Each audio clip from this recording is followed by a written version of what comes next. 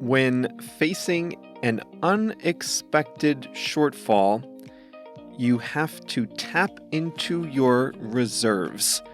That's what Canada is doing with maple syrup. Hi there, it's Jeff, and this is Plain English, where we help you upgrade your English with current events and trending topics. JR is the producer, and he has uploaded this full lesson to plainenglish.com/424.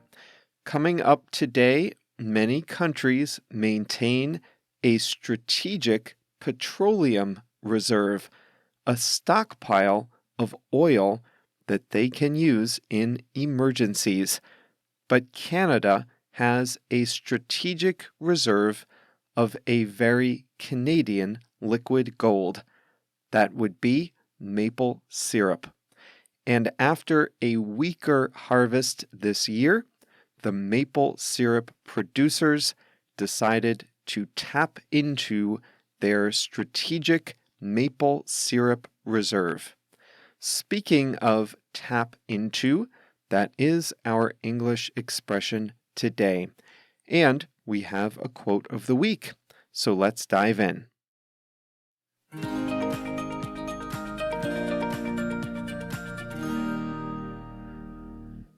Maple syrup is made from the sap of maple trees common in the far northern reaches of North America. Maple trees store starch in their trunks in winter. The starch is converted to sugar and rises in the sap during the late winter and early spring. And after it is boiled, that sap makes maple syrup, a delicious topping for starchy breakfasts like pancakes and waffles. Maple syrup is also part of Canadian identity.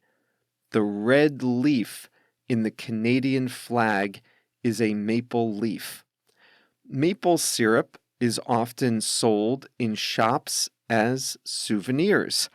I have a souvenir container of maple syrup from my trip to visit JR when he lived in Montreal. Quebec is the world leader in maple syrup production. About 70% of the world's supply of maple syrup originates in the French-speaking Eastern Canadian province. Producers drill into the trunks of the tree and capture the sap as it rises during the harvesting season.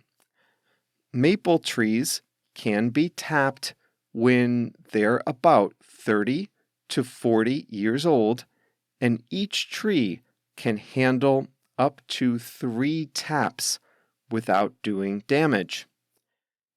A cartel in Quebec controls the production and pricing of bulk syrup.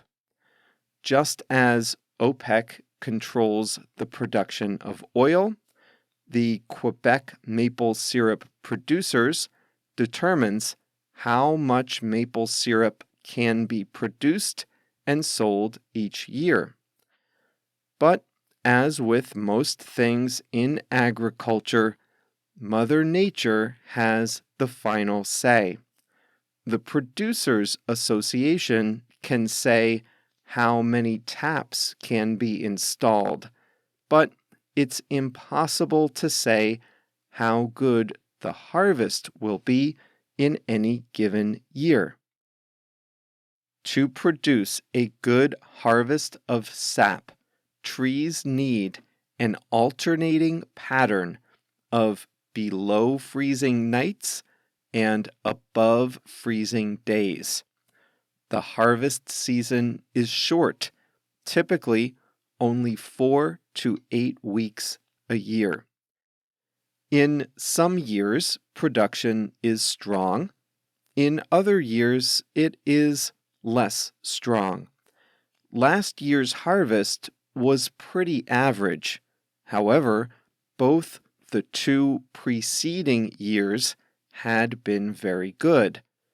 The problem, though, is that more people are cooking at home during the pandemic, and worldwide demand for maple syrup was up by 20%. Without any type of intervention, the price of the syrup would have to go up due to the mismatch between supply and demand. However, the Quebec maple syrup producers maintains a strategic reserve of maple syrup in case of emergency. When properly stored, maple syrup can stay fresh for years. The stockpile contains about 45 million kilograms of syrup in various locations in Quebec. When harvests are good, some extra syrup can be sold into the reserve and stored for leaner years. When harvests are bad, the reserve can be used to increase the supply. The decision to tap into the reserve is taken by the Producers Association. This year, they decided to release about half the strategic reserve into the market this February because demand is outstripping supply this year. The reserve has run out of syrup before.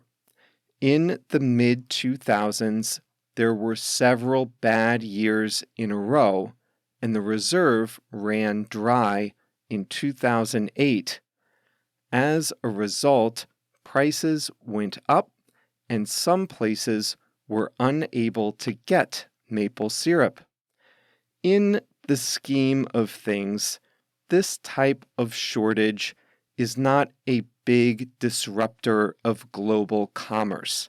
However, the maple syrup producers lost customers when they ran out of product. It's in the interest of the maple syrup producers to smooth over the ups and downs in the market with a strategic reserve. Many headlines around the world said the producers were tapping into the reserve due to a shortage of maple syrup, but that's not exactly what happened. The producers tapped into the reserve to prevent a shortage.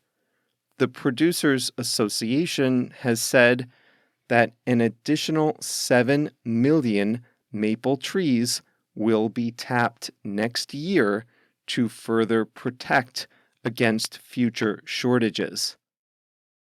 This is not the first time that Canada's maple syrup reserve has grabbed international headlines. In 2012, someone stole 3,000 tons, about 9,000 barrels of maple syrup from the maple syrup reserve, about 10% of the total. The event is called, in French, the Maple Syrup Heist of the Century.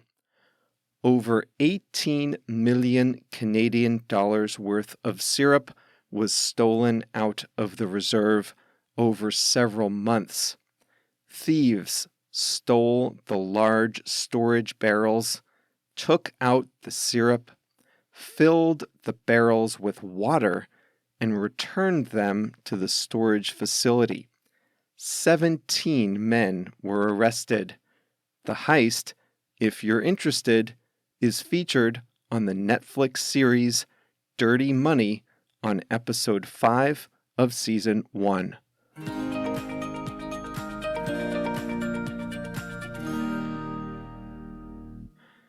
There was definitely a bit of, I don't know, poking fun at Canada in the headlines.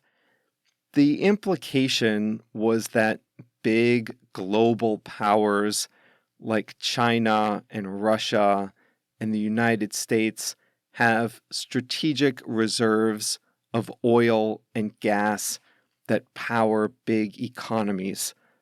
But our small, polite, friendly neighbor to the north keeps a strategic reserve of maple syrup. It's a little bit of an unfair joke. The reserve is not strategic to Canada, it's strategic to the producers of maple syrup. It's just funny because the words strategic reserve are really only used for the reserves of oil that many countries keep. And oil is obviously a serious, essential fuel for our modern economy, while maple syrup is just a delightful treat on our pancakes.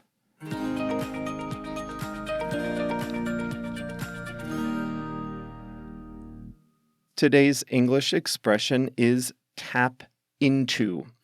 We use this expression when we've decided to use some of what we've saved or stored.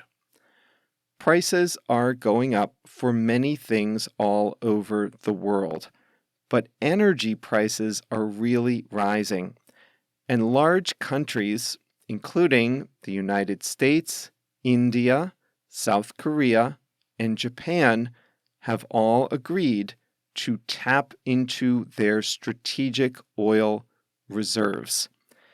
These countries maintain an emergency stockpile of oil that can be sold into the market when there are shortages.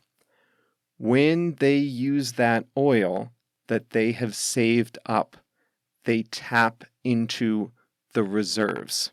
Supposedly, if the price of oil spikes, then the government can release more of that oil into the market to bring the price down a little. The biggest reserves in the world are right here in the US.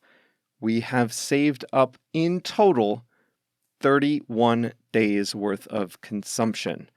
So when American presidents give the order to tap into the reserves, it doesn't do much to the price, but it does make that president look like he's doing something about rising prices. Well, they have a strategic reserve of something very important in Canada too, maple syrup. And the maple syrup producers have decided to tap into the reserves this year because demand is so high compared to last year's harvest. They have decided to use a little of what they've saved up this year. Individuals can tap into their savings if they decide to spend some of their savings on something important. There are many reasons to tap into your savings. You might need the money for a big purchase like a car or a house. You might tap into your savings to start a business, or if you lose your job, you might have to tap into your savings to meet your monthly expenses for a short period of time. The opposite of tap into, in case you're wondering, is the word replenish. So after tapping into the maple syrup reserve this year, the producers in Quebec should replenish the reserve the next time they have a strong harvest.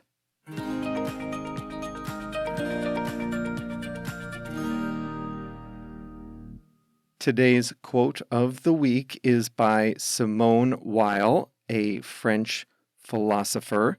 She said, Attention is the rarest and purest form of generosity. Not to try to one-up a French philosopher, but I would also add that it's free to give. Simone Weil died in 1943, well before the invention of the smartphone, but her words are especially useful today when attention seems so fleeting and so scarce. So here's today's quote once more. Attention is the rarest and purest form of generosity. That's all for today. Congratulations on making it to the end of another Plain English lesson. Remember, we are here every Monday and Thursday with new lessons about, well, anything that interests me. Coming up on Thursday, you'll learn all about the ubiquitous QR codes. You see them everywhere.